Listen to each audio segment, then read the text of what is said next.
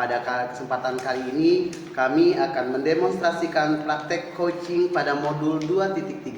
Saya Khairani Syahrir selaku observer. Saya Hilda Rahmadiani yang akan bertindak sebagai coach. Dan saya Hilda Khairunisa sebagai coachee. Baiklah, Bu Hilda, sebelum kita mulai praktek coaching ini, saya mohon izin untuk mengajukan beberapa pertanyaan kepada Bu Hilda yang telah berlaku sebagai coach. Mohon izin ya, Bu? Ya, silakan Bapak. Baiklah Bu Hilda, sebelum kita mulai, saya akan mengajukan beberapa pertanyaan kepada Bu Hilda. Baik Pak Syahril. Pertama, untuk rubrik percakapan coaching ini kira-kira nanti Bu Hilda mau menggunakan apa? Baik, untuk coaching saya pada hari ini, saya akan menerapkan pada proses percakapan sesuai dengan alur tirta. Jadi dari tujuan, identifikasi, kemudian dari rencana aksi dan tanggung jawab. Sebagai untuk yang akan Ibu Hilda kembangkan dari rubrik tadi apa? Kompetensinya ya Pak ya. Untuk kompetensi dalam coaching ini kan ada 3 kompetensi coach yang memang harus dikembangkan ya Pak ya. Yang pertama adalah present atau kehadiran penuh. Yang kedua adalah mendengarkan secara aktif. Dan ketiga adalah mengajukan pertanyaan berbobot. Oke. Tadi kan ada 3 ya Bu ya, kompetensi coach. Yang paling Ibu utamakan, yang paling Ibu spesifikkan dari yang 3 tadi kira-kira apa? Saya akan mengembangkan pada mengajukan pertanyaan yang berbobot Pak Syahril. Kenapa? Nah, pada saat saya mengajukan pertanyaan yang berbobot, otomatis si coachee saya nantinya saya berharap coachee ini bisa terbuka, dia bisa menemukan solusi atas ide-ide mereka coach saya, sehingga coach saya ini bisa menyelesaikan permasalahannya dengan solusi atau ide yang dia miliki sendiri gitu. Muncul dari dirinya. Iya betul. Jadi pertanyaan berbobot ini bukan hanya untuk mengajukan suatu hanya pertanyaan saja ya Pak ya, tapi bisa membuka seluas-luasnya pemikiran dari coach dalam keadaan yang bagus gitu loh, dalam keadaan yang dia tuh di posisinya bisa gitu. Mampu ya? Mampu, betul. Kalau indikator pencapaian nanti setelah proses ini kira-kira indikatornya apa ya? Untuk indikator yang bisa nanti ketercapaiannya, saya berharap coach saya bisa menemukan ide, kemudian bisa coach saya itu bisa mampu memberikan solusi-solusi atas permasalahannya yang beliau hadapi gitu. Kemudian juga coach saya merasa nyaman, merasa lebih tenang, merasa bahwasannya dia itu tidak sendirian loh gitu. Jadi sama saya tuh, saya sebagai coachingnya tuh sebagai mitra gitu. Jadi sebagai keluarga saya temennya si coach saya ini agar tidak ada jarak, biar apa yang akan beliau sampaikan itu seterbukanya dia gitu, untuk bisa ada yang ditutup-tutupi dari masalah gitu, ini. benar-benar ya gitu Pak Syahrir. Oke, bagus sekali. Mungkin boleh langsung dimulai Bu. Baik Pak Syahrir, terima kasih. Sama-sama Bu. Selamat siang Bu Hilda. Sore Ibu. Oh sore. Hari ini Bu Hilda tampak begitu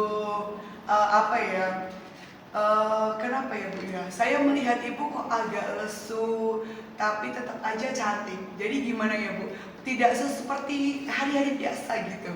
Ya Bu, aku lagi bingung ya, bisa dikatakan ada masalah nih yang aku pikirin dari kemarin-kemarin. Cuma aku bingung mau ceritanya ke siapa. Kira-kira aku mau cerita ke Bu Hilda, bisa nggak nih Bu?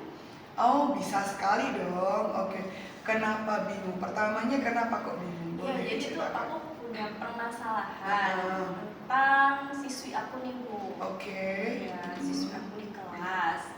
Sebelumnya aku sudah pernah mengajar siswi ini di kelas 3. Iya. Tapi pada saat itu saya mengajarnya masih mode daring. Mode daring. Oke. Iya. Sekarang sudah luring ya? Iya, sekarang udah luring. Jadi bisa berbeda banget ya? Iya, bisa ngeliat anaknya langsung, perilakunya, sikapnya. Iya, betul. Gitu. Nah, di sini yang aku bingungin nih, mungkin di awal pelajaran kan aku udah pernah melakukan tes diagnostik dulu nih untuk seluruh siswa. Di situ sih aku ngeliat nggak ada masalah apapun ya. Memang ketika pandemi itu untuk aku kan ada tes kayak numerasi literasi ya. Nah, Iya, betul. aku coba semuanya, memang belum sesuai target ya. Ya oke lah, berarti inilah PR aku untuk kedepannya.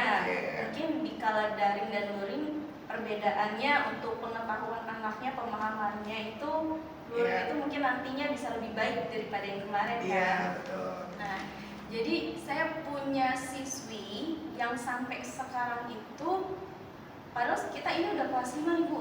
Oke. Dan itu udah kelas 5, tapi anak ini kok kelakuannya bisa dikatakan, maaf ya masih kok masih kayak kelas bawah sih sikapnya. Oh gitu.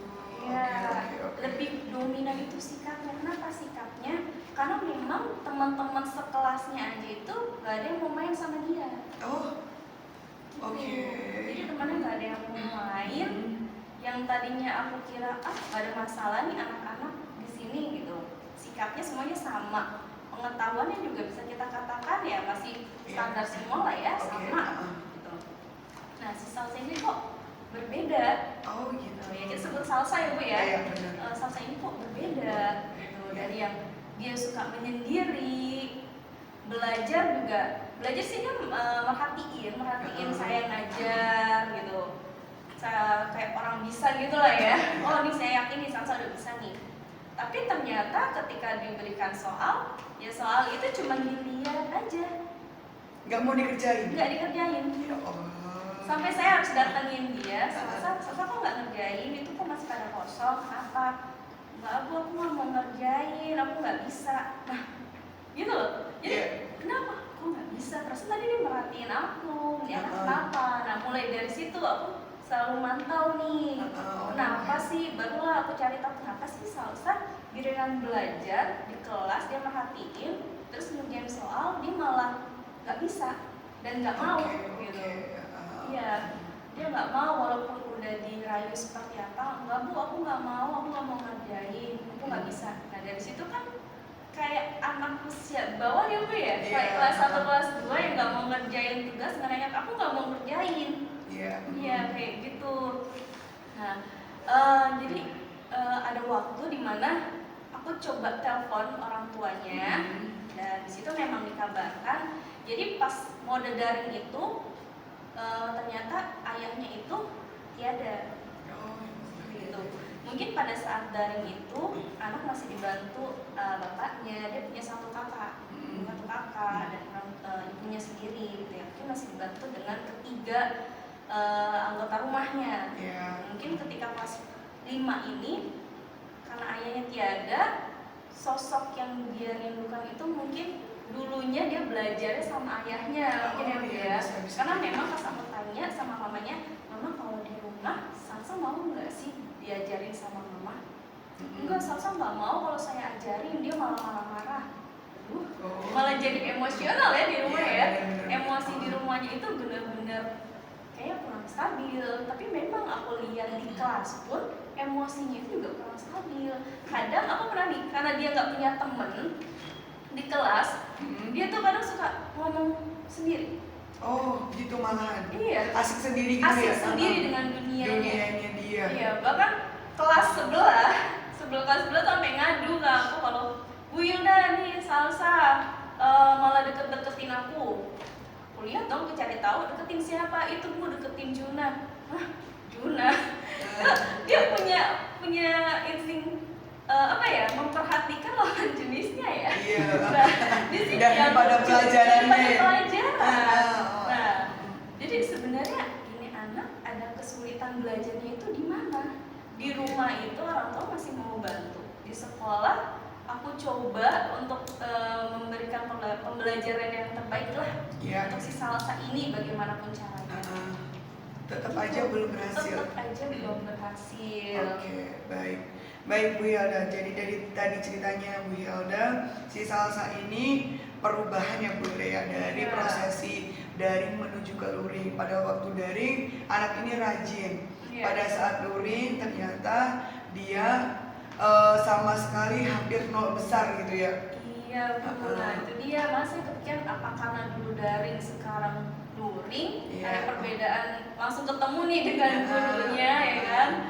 Atau karena tadi kan ada alasan yang kedua, Iya, ternyata ayahnya itu Nggak ada. nggak ada pada saat zamannya masih dari di rumah. Iya.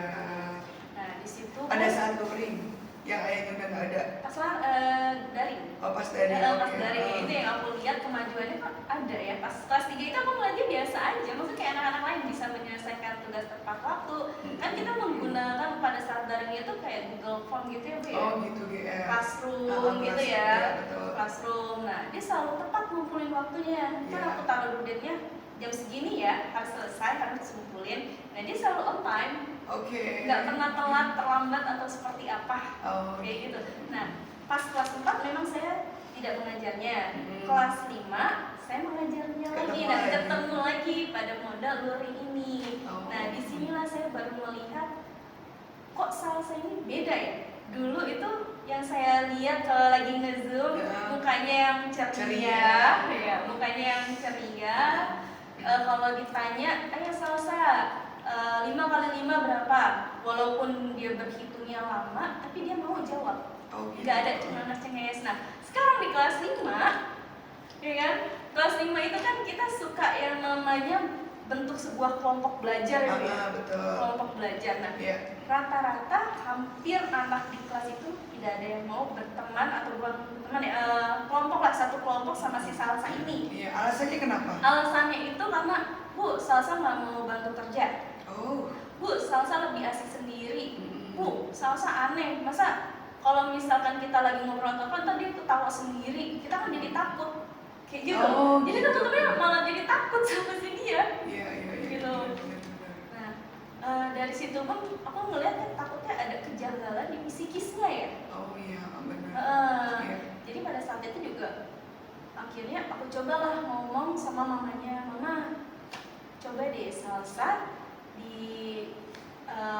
diobati, bukan diobati ya Pak ya, Mungkin dikonsultasikan. dikonsultasi deh sama psikiater ya, psikiater. Soalnya kok perilaku salsa kalau di sekolah seperti ini ya. Tapi pada saat itu orang tuanya tidak mau menerima. Bu, Oh. enggak, anak saya enggak seperti itu. Kalau di rumah anak saya ya nonton Ceria. TV, ceria, mau cerita, gitu itu. Terus kalau di rumah juga mau bantuin saya, bantuin. Dia mau kok nyuci piring gini-gini. Tapi ibu pernah nggak Bu, kalau misalnya salsa lagi belajar di rumah, dia benar-benar ngerjain tugasnya sendiri terus rapih.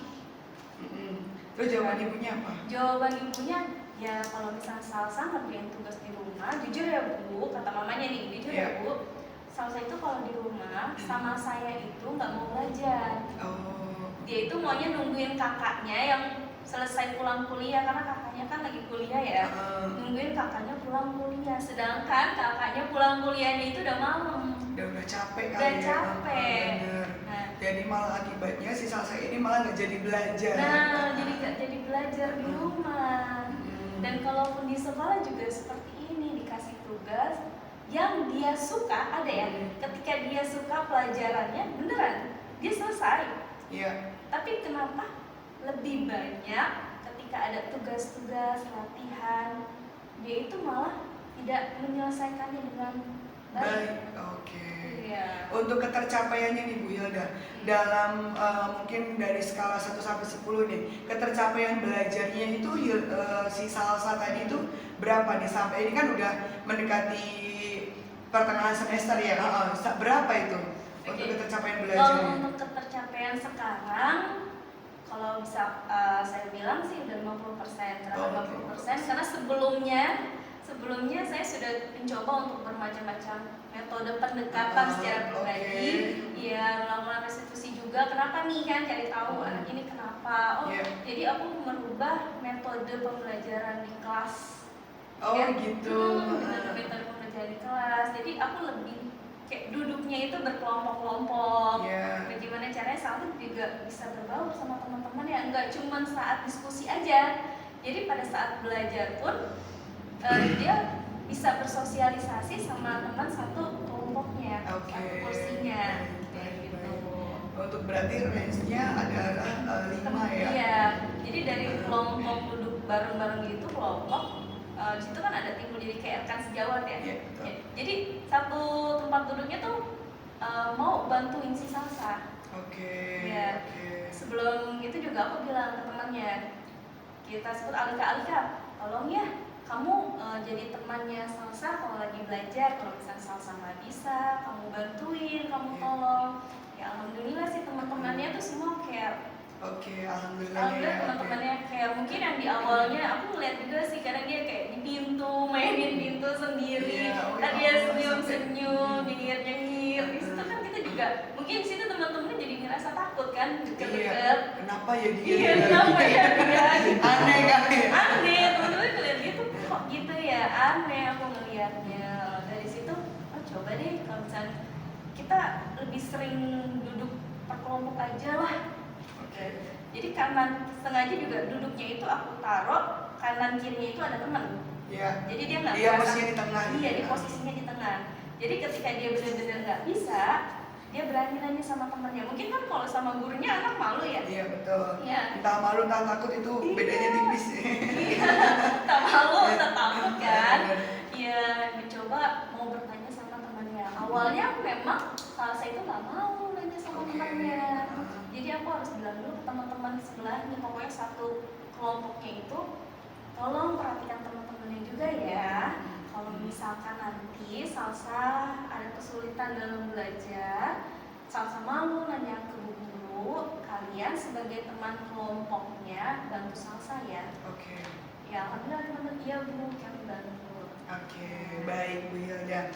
Jadi mungkin bisa saya tarik benang merahnya dulu ya Bu ya. Jadi si Salsa ini tadi dari daring menuju ke luring. Dia di situ ternyata ada perubahan yang sangat signifikan gitu ya. Iya. Mungkin tadi yang tadi sudah boleh sebutkan ada beberapa alasan. Mungkin alasannya yang pertama yang mungkin secara psikologi yang paling terpukul adalah tentang kepergian ayahnya gitu ya. Ya mungkin kita juga manusia biasa ya Bu ya, yang mungkin tidak mungkin orang itu senang terus gitu ya. Kita kan nggak tahu juga anak itu ceria namun hatinya hancur Iya, gitu Bu. ya. Itu Gitu. yang kita nggak tahu sampai Benar. tergandeng sama pintu terus Ketawa-ketawa senyum-senyum. Nah, sendiri, itu ya. kan jadi kayak psikis ya. Oke. Kemudian yang berikutnya dengan timbulnya permasalahan dari orang tuanya nggak ada, kemudian akibat yang ditimbulkan adalah si anak ini dia memiliki dunia sendiri, gitu ya Bu ya. Dengan dia bermain sendiri, ngobrol sendiri, ya kan, kemudian sampai ketawa sendiri gitu. Namun yang tadi saya tangkap dari Bu Hilda sebetulnya sudah memiliki kekuatan yang bagus gitu loh. Dengan Bu Hilda tidak hanya sebagai seorang pemimpin pembelajar, namun Bu Hilda juga sebagai mediator sebetulnya, ya, mediator antara Bu Hilda dengan orang tuanya gitu. Tadi sudah memberikan saran kepada orang tua, itu bagus banget Bu. Jadi tadi sudah menyarankan ke psikiater, namun orang tuanya tidak berkenan. Iya. Gitu ya. Itu. Benar. Jadi sih kedepannya saya juga pengennya orang tua ayo dong kerjasama Iya. sama pihak gurunya nih. Oke.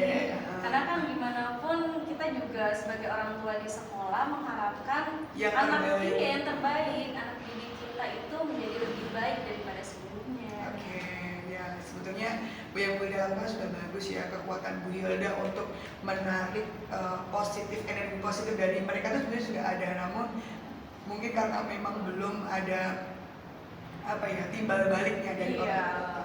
Kemudian tadi Bu Hilda juga sudah memberikan ada beberapa trik solusinya untuk menjalankan, maksudnya menanggulangi atau mengatasi permasalahan tersebut dengan membuat kelompok-kelompok kecil ya, dimana kelompok-kelompok kecil ini dengan diharapkan si Salsa ini mau berbaur, tidak hanya pada saat diskusi. Bagus banget Bu Hilda itu, Bu Hilda.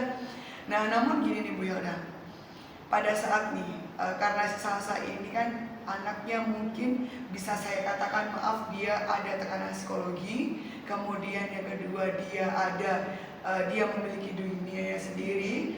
Bahkan pada saat sudah diberikan kelompok kecil aja, dia sepertinya masih ada teman yang bertentangan, Iya. gitu ya. Nah, oleh karena itu, jika nih Bu Hilda, jika pada saat metode yang Bu Hilda terapkan ini ternyata nih belum bisa memaksimalkan untuk Bu Hilda mencapai tujuan pembelajaran yang Bu Hilda inginkan, kira-kira ada nggak Bu solusi lain gitu atau strategi lain yang mau Ibu kembangkan gitu? Mungkin strategi lainnya itu selain dengan kelompok diskusi, hasil diskusinya itu kan pasti harus dipaparkan ya, dengan anak-anak itu.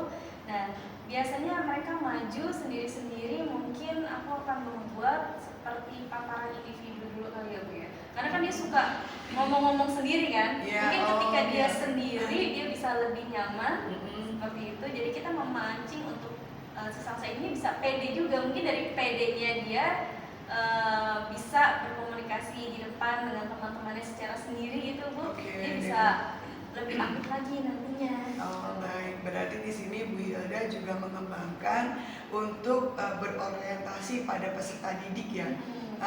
Jadi untuk menumbuhkan, menggali potensi. Benar-benar saya juga sangat setuju banget itu Bu. Iya, karena kan kalau misalkan kita lihat kayaknya belum ada potensi. Mungkin potensinya itu ada yang di tempat lain. Kalau dia bisa pocong-pocong sendiri, mungkin ketika presentasi dia lebih nyaman untuk menyampaikan maksudnya sendiri, bayangannya sendiri, pemahamannya sendiri seperti itu. Baik. Bagus banget Bu Hilda itu dari untuk memaksimalkan kompetensi yang dimiliki oleh siswa ya, karena memang di dalam kurikulum Merdeka ini kan kita juga harus ini ya Bu ya, menganalisis dari analisis kebutuhan siswa. Ya mungkin salah satunya itu bisa diterapkan. Analisisnya si Salsa ini ternyata dia lebih cenderung ke belajar secara mandiri atau individu. Bagus banget Bu Hilda, saya setuju. Tadi sudah, tapi mungkin yang saya sarankan ya Bu Hilda ya, tetap dijalin misalkan, karena kan kita individu atau manusia itu kan sifatnya itu kan adalah homo sapiens ya, dimana kita tidak mungkin bisa hidup sendiri. Meskipun Bu Hilda sudah menemukan anak yang dia ternyata kebutuhan belajarnya dia belajar secara mandiri, mungkin Bu Hilda juga perlahan-lahan mengajak si anak ini untuk masuk ke dunianya lagi gitu, maksudnya ke dunia pembelajaran dengan situasi kelas yang hidup gitu. Gitu ya Bu Hilda ya. Jadi tadi semoga apa yang nanti direncanakan Bu Hilda, yang pertama kedua tadi yang sudah berkolaborasi dengan orang tua, tapi jangan ini ya Bu ya, meskipun tadi ditolak Bu Hilda jangan langsung jangan patah hati, tetap semangat gitu ya, karena kan tadi moto Bu Hilda adalah memberikan yang terbaik untuk siswa. Bu Hilda, untuk indikator pencapaian ini nih Bu Hilda untuk si Salsa ini, mungkin nanti di pertemuan minggu depan. Nanti di pertemuan selanjutnya saya kan mau coba nih pada satu ketika ada perkembangan, saya juga masih mau sharing nih sama Ibu. Boleh ya Bu ya? Boleh lah, itu yang akan saya nantikan. Kira-kira mungkin 3 hari lagi bisa nggak Ibu? 3 hari lagi, bisa. Bisa ya? Tapi satu hal, saya menginginkan Bu Hilda cerita tentang hal yang berbahagia dan terbaik ya. Saya berdoa semoga solusi yang tadi diberikan Bu Hilda itu bisa berjalan dengan lancar. Amin. Ya, Salsa harus kita tarik lagi nih Bu ke dalam ritme pembelajaran di kelas. Gitu ya Bu ya. Benar banget. Hebat, luar biasa sekali Bu Hilda. Terima kasih banget Ibu dengan cerita kayak gini, pikiran aku jadi flow, hati aku jadi tenang, jadi tambah kreativitas apalagi nih yang akan aku tampilkan buat anak-anak aku yang terbaik nanti. Luar biasa sekali Bu Hilda, saya tidak bisa membantu banyak. Semoga dengan Bu Hilda sudah bercerita, Bu Hilda sudah menemukan beberapa solusi atau ide pemecahan masalah ya. Ibu semakin semangat lagi untuk mengajarnya ya. Saya punya satu hadiah untuk Bu Hilda untuk mengajar Salsa besok. Namanya adalah tepuk keren. Tepuk keren gimana Bu? Wow, Keren. Wow, keren. Bu Hilda keren banget ya. Semoga iya semangat yang kita tularkan hari ini ya Bu Hilda curahkan hari ini bisa lebih bagus. Amin. Doain ya Bu ya, semoga teman yang saya berikan nanti bisa berjalan dengan lancar. Amin. Kita ketemu lagi di 3 hari yang akan datang. Makasih Bu Hilda. Assalamualaikum warahmatullahi wabarakatuh. Waalaikumsalam warahmatullahi wabarakatuh. Ya. Baik Pak Syahril. Keren banget ya Bu Hilda ya, Iya. cakep, alur ceritanya terlihat dari mulai tujuannya, identifikasinya, terus yang terakhir di bentuk tanggung jawabnya si Koci juga udah mulai muncul dari Bu Hilda. Terus dari semua alur cerita sudah tercapai kalau menurut saya. Terus juga pertanyaan-pertanyaan yang berbobot juga udah memancing Kocinya untuk ide-ide baru yang keluar, yang kayak semacam si anaknya tadi dipaksa untuk memprestasikan biar dia tidak merasa sendiri. Terus masukan yang kayak wali muridnya tadi yang tidak mau ke psikolog, ke psikiater, jangan pantang menyerah. Oke lah, baik. Saya akan mengajukan beberapa pertanyaan Bu Hilda dari kita tadi ya, dari mulai kita praobservasi sampai sekarang. Saya akan ada beberapa pertanyaan. Pertama, indikator pencapaian pengembangan yang tadi kita inginkan kira-kira sudah tercapai belum?